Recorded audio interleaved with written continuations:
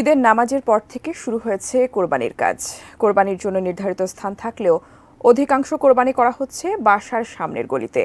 বর্জ্য ব্যবস্থাপনার কি অবস্থা জানতে মহাখালীর ওয়্যারলেস এলাকা থেকে যুক্ত হচ্ছেন সহকর্মী মুজাহিদুল ইসলাম।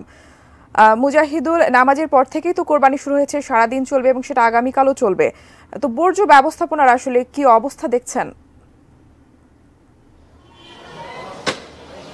ধন্যবাদ টুম্পা। প্রথমে আপনাকে জানিয়ে রাখতে চাই যে আমি ওয়্যারলেস গেটের যে দর্জিপাড়ির যে গলিটাতে আছি, এই গলিটাতে প্রায় 15টি গরু কুরবানি দেওয়া হয়েছে এবং আমরা এইখানে এসে যেটি লক্ষ্য করেছি যে এখানে কিন্তু বজ্র ব্যবস্থাপনার জন্য এখনো সিটি কর্পোরেশন কোনো প্রকার তদারকি করেননি, কিন্তু তারা একটি পলিথিন ব্যাগ দিয়েছেন এবং কিন্তু এখানে যারা স্থানীয় আছেন কোরবানি দিয়েছেন তারা কিন্তু আসলে বজ্র ব্যবস্থাপনায় বেশ উদ্যোগ গ্রহণ করেছেন। এবং আমরা প্রথমেই যখন এখানে এসেছিলাম আমরা কিন্তু দেখতে পাচ্ছিলাম যে এখানে পানি দিয়ে কিন্তু রক্তগুলো ধুয়ে ফেলা হচ্ছে এবং তাদেরকে আমরা জিজ্ঞাসা করছিলাম যে আসলে সিটি কর্পোরেশনের বাইরে আপনারা কেন করছেন। তারা আসলে বলছিলেন যে এই শহরটা আমাদেরই, তাই একে পরিষ্কার রাখার দায়িত্ব কিন্তু আমাদের উপরেও বর্তায়। কোরবানি যেমন ধর্মীয় দৃষ্টিকোণ থেকে আসলে দেয়া হচ্ছে, তেমনি ধর্মীয় দৃষ্টিকোণে আরেকটি দিক হচ্ছে পরিষ্কার পরিচ্ছন্নতা। সেই দিক থেকে কিন্তু আসলে তারা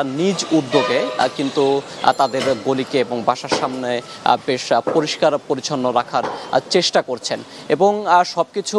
এবং আপনি জানেন যে সিটি কর্পোরেশন উত্তর থেকে কিন্তু নির্ধারিত স্থানও দেওয়া হয়েছিল, কিন্তু সেখানে কিন্তু যারা কোরবানি দিচ্ছেন তারা আমরা দেখতে পাচ্ছি যে তারা সেখানে যাননি। তারা আসলে তাদের নানা সীমাবদ্ধতা রয়েছে এবং তারা তাদের সুবিধার জন্য কিন্তু বাসার সামনেই দিচ্ছেন। যদিও তারা বাসার সামনে আসলে দিচ্ছেন, কিন্তু তারা এই পরিষ্কার পরিচ্ছন্নতার জন্য আসলে নিজেরাই বেশ উদ্যোগী হয়েছেন বলে আমরা দেখতে পাচ্ছি। সবকিছু মিলিয়ে টুম্পা, আমার কাছে মহাখালীর ওয়্যারলেস গেট থেকে এই ছিল সর্বশেষ।